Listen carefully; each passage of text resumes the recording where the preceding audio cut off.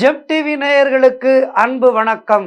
விநாயகப் பெருமானை வணங்கி இன்றைய ராசி பலனை காணலாம். இன்று 20/11/2024 கார்த்திகை மாதம் 5ஆம் தேதி குரோதி வருடம் புதன்கிழமை.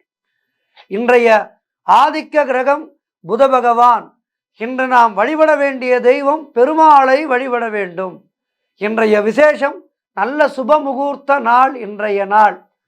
ஆகவே இன்றைய நாளிலே திருமணம் காண்கின்ற தம்பதிகளுக்கெல்லாம் எங்களுடைய மனப்பூர்வமான வாழ்த்துக்களை தெரிவித்துக் கொள்கின்றோம்.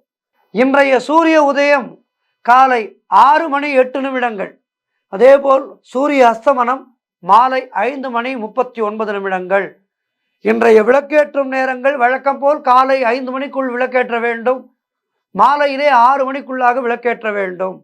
இன்றைய நல்ல நேரம் காலை 9:15 மணி முதல் காலை 10:15 மணி வரை. அதேபோல் மாலை 4:45 மணி முதல் மாலை 5:45 மணி வரை.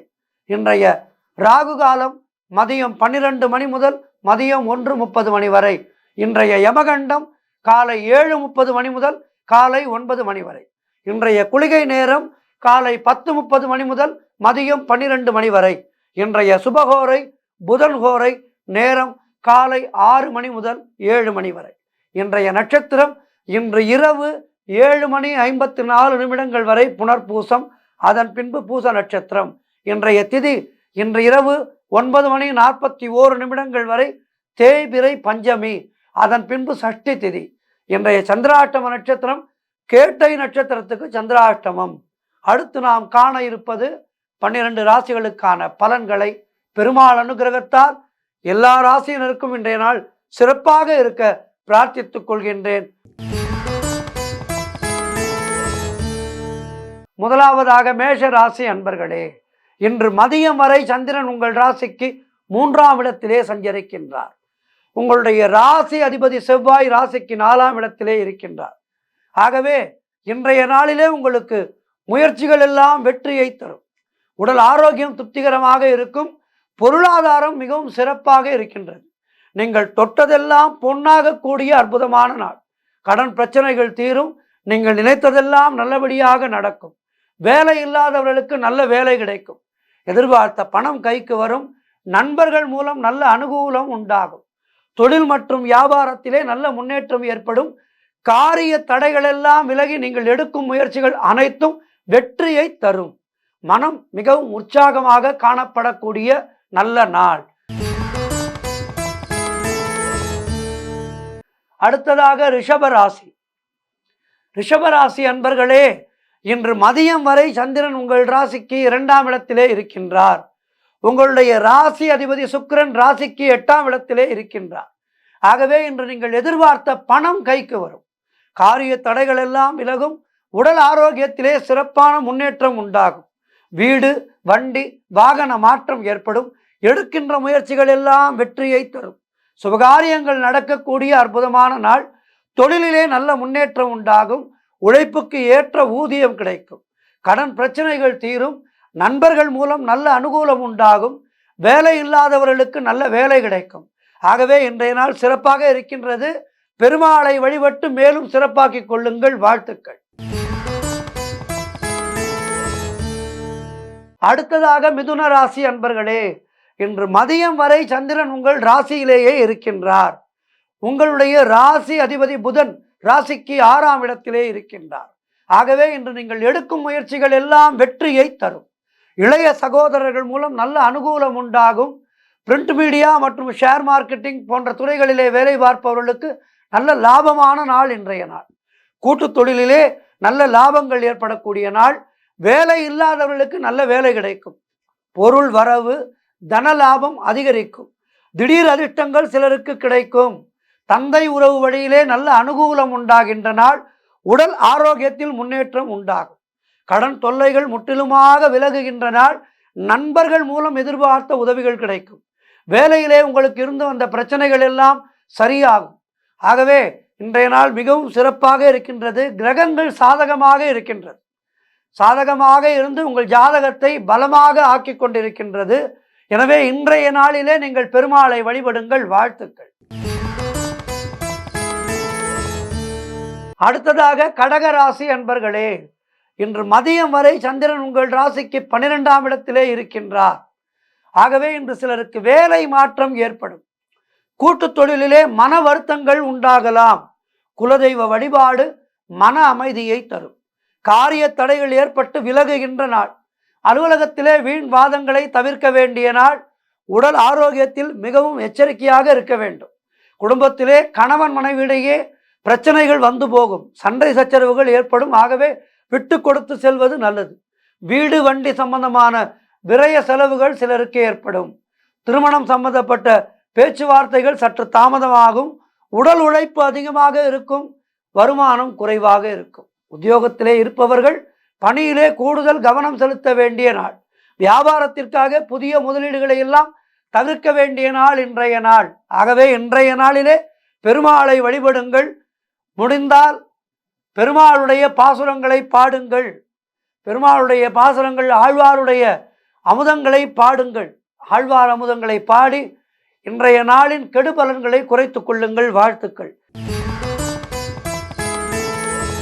அடுத்ததாக சிம்ம ராசி அன்பர்களே, இன்று மதியம் வரை சந்திரன் உங்கள் ராசிக்கு 11ஆம் இடத்திலே இருக்கின்றார். உங்களுடைய ராசி அதிபதி சூரியன் ராசிக்கு 4ஆம் இடத்திலே இருக்கின்றார்.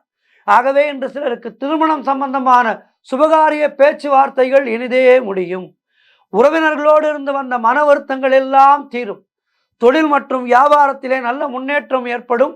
அலுவலகத்திலே இருந்து வந்த நெருக்கடிகள் எல்லாம் குறைகின்ற நாள். கடன் பிரச்சனைகள் தீரும்.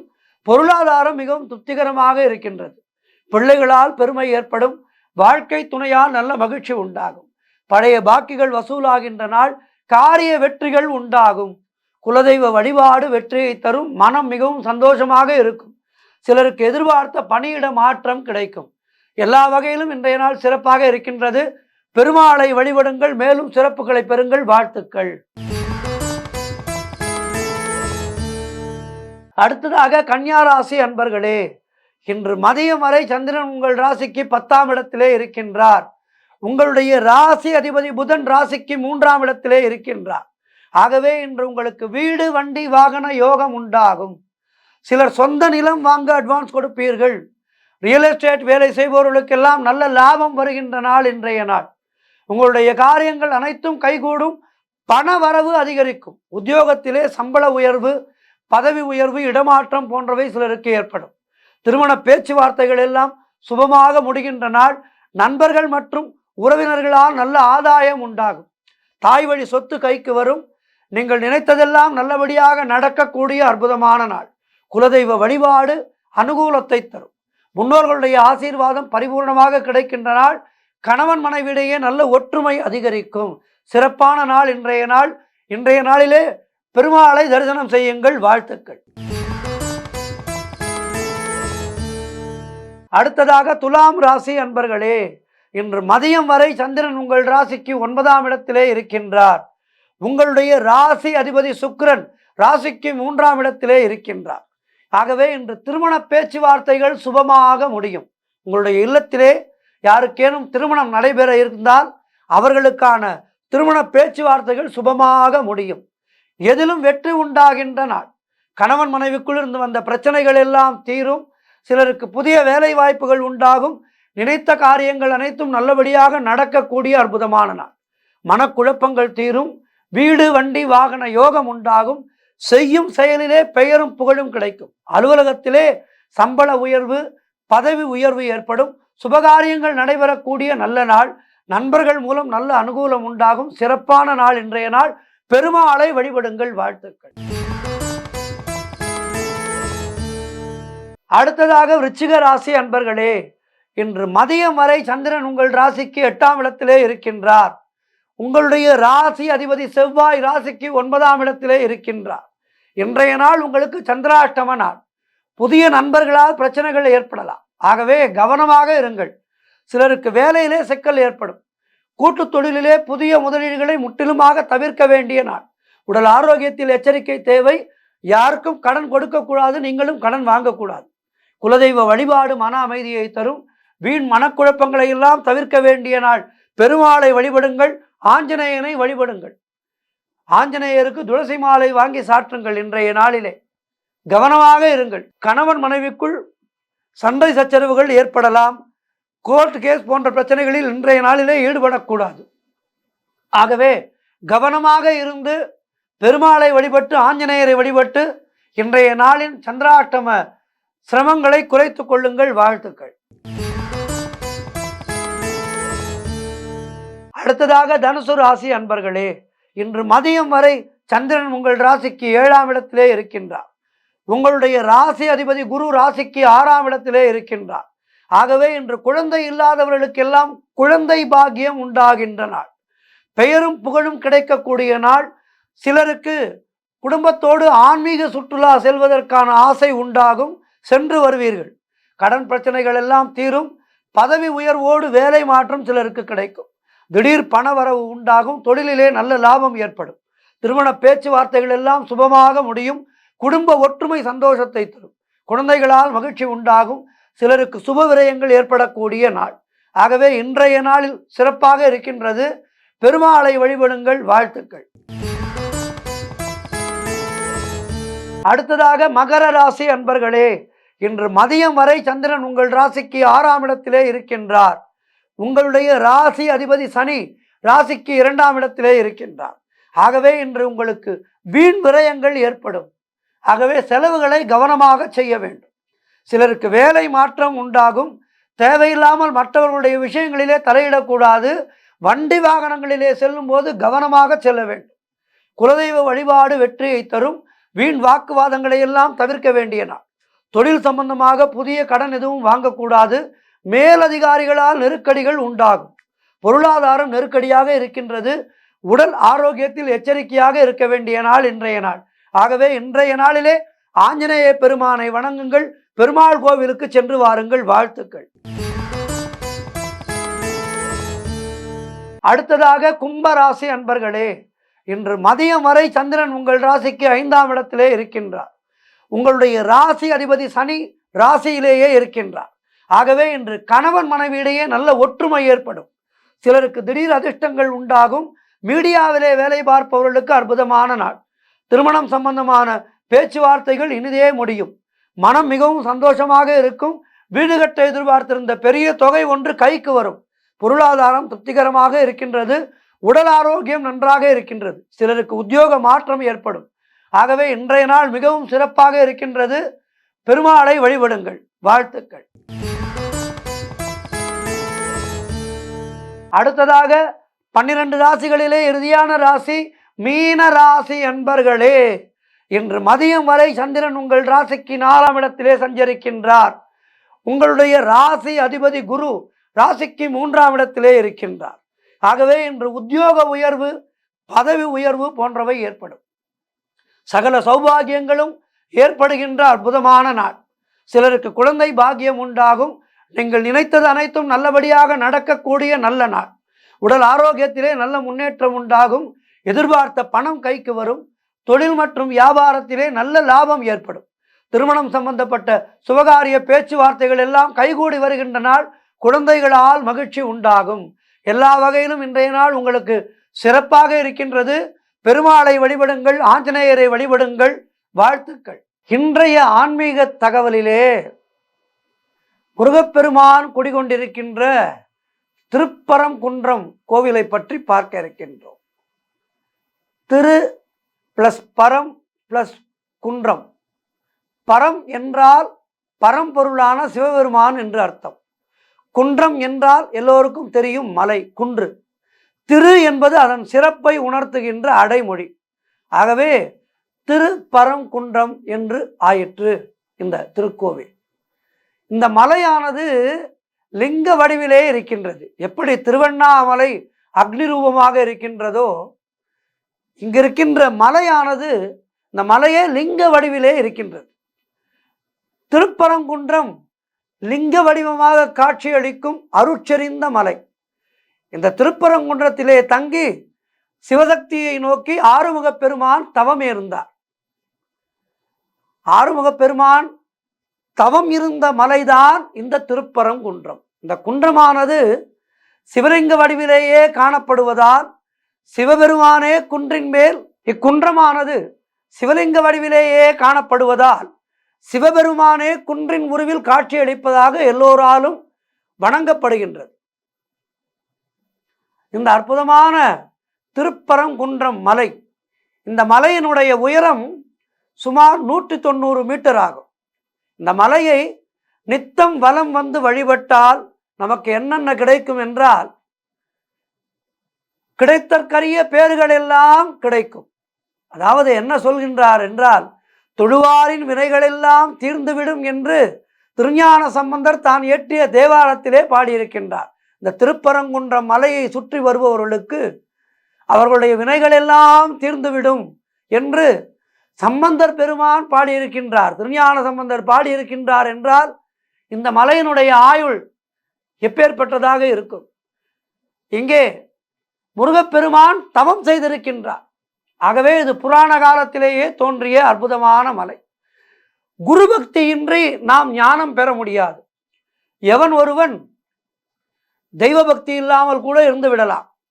ஆனால் குரு பக்தி இல்லாமல் குருவை நிந்தித்தால் அவனுக்கு தெய்வத்தினுடைய அருள் எப்போதுமே கிடைக்காது என்கிறார்கள் பெரியோர்கள். புரந்தரதாசர் அருமையாக சொல்கின்றார், குருவை நிந்தனை செய்பவர்களுக்கு கிருஷ்ணருடைய அருள் கிடைக்காது என்று. ஆகவே அப்படிப்பட்ட அற்புதமான குரு வணக்கத்தை நாம் நாள்தோறும் செய்ய வேண்டும். ஆகவே குரு பக்தியின்றி நம்மால் ஞானம் பெற முடியாது. அதனால்தான் குரு பக்தியை பற்றி எண்ணற்ற ஞானிகள் பாடியிருக்கின்றார்கள். கைலாயத்திலே பார்வதி தேவிக்கும் சிவபெருமான் பிரணவ மந்திரத்தின் உட்பொருளை உபதேசிக்கும் போது சிவபெருமான் முருகனுக்கு மட்டும் உபதேசிக்கவில்லை, பார்வதி தேவிக்கும் பிரணவத்தின் பொருளை உபதேசித்தார். அந்த பிரணவ மந்திரத்தின் உட்பொருளை உபதேசிக்கும் போது தன்னுடைய தாயாரின் மடியின் மீது முருகப்பெருமான் அமர்ந்திருந்தார். தாய்க்கு தந்தையார் பிரணவ மந்திர உபதேசம் செய்தபோது முருகப்பெருமானும் அவ்வுபதேசத்தை கேட்டார். ஆகவே முருகப்பெருமான் 2 முறை இந்த உபதேசத்தை கேட்டிருக்கின்றார். ஒன்று சுவாமி மலையிலே, மற்றொன்று பார்வதி தேவிக்கு சிவனார் உபதேசிக்கும் போது அவருடைய மடியிலே அமர்ந்தும் கேட்டிருக்கின்றார். புனிதமான மந்திர பொருளை குருவின் மூலமாகவே அறிந்து கொள்ள வேண்டும். எந்த ஒரு செயலையும் குருவின் மூலமாகத்தான் அறிந்து கொள்ள வேண்டும் என்பது முறை. மறைமுகமாக அறிந்து கொள்ளுதல் முறையாகாது, அது பாவம் என்று சாஸ்திரங்கள் சொல்கின்றது. எனவே முருகப்பெருமானே பிரணவ மந்திரத்தை அதன் உட்பொருளை பிரம்மதேவனுக்கு உபதேசித்த போதிலும் சிவபெருமானும் முருகப்பெருமானும் உலக நியதிக்கு ஒட்டாத சாஸ்திரங்கள் ஒப்பாத ஒரு காரியமாக அமைந்துவிட்டபடியாலே இக்குற்றத்திற்கு பரிகாரம் தேடி முருகப்பெருமான் திருப்பரங்குன்றத்திற்கு வந்து தவம் செய்ததாக வரலாறு. அங்கு காட்சி கொடுத்த சிவனும் பார்வதியும் முருகப்பெருமானுக்கு காட்சி தருகின்றார்கள். அவர்கள் இங்கு பரங்கிரிநாதர் என்றும் ஆவுடை நாயகி என்றும் பெயர் பெற்றார்கள். அதாவது இங்கு இருக்கின்ற சிவபெருமானுக்கு பரங்கிரிநாதர் என்று பெயர், தாயார் பார்வதி தேவிக்கு ஆவுடை நாயகி என்று பெயர். அவர்களுடைய ஆலயம் இன்றும் திருப்பரங்குன்றத்திலே மீனாட்சி சுந்தரேஸ்வரர் ஆலயம் என்ற பெயரிலே வழங்கி வருகின்றது. எனவே திருப்பரங்குன்றம் செல்லும் பக்தர்கள் முதலிலே சிவன் பார்வதியை தரிசனம் செய்த பிறகே முருகனை அவன் ஆலயத்துக்கு சென்று வழிபட வேண்டும் என்பது ஐதீகம். ஆகவே இப்படிப்பட்ட அருமையான திருப்பரங்குன்றம் முருகனை அனைவரும் சேவித்து முருகனுடைய அருளை எல்லோரும் பெற வேண்டும் என்று பிரார்த்தித்துக் கொள்கின்றோம். முருகனுடைய அருளால் அனைவருக்கும் நல்ல ஞானம், கல்வி, தெளிவு கிடைக்க வேண்டும். தெளிவு வந்துவிட்டால் நம்முடைய பக்தி சுத்தமானதாக இருக்கும். எனவே அனைவருக்கும் நல்ல தெளிவுள்ள பக்தி கிடைக்க வேண்டும் என்று பிரார்த்தித்துக் கொள்கின்றேன். மீண்டும் நாளை உங்களை சந்திக்கின்றேன். நன்றி, வணக்கம்.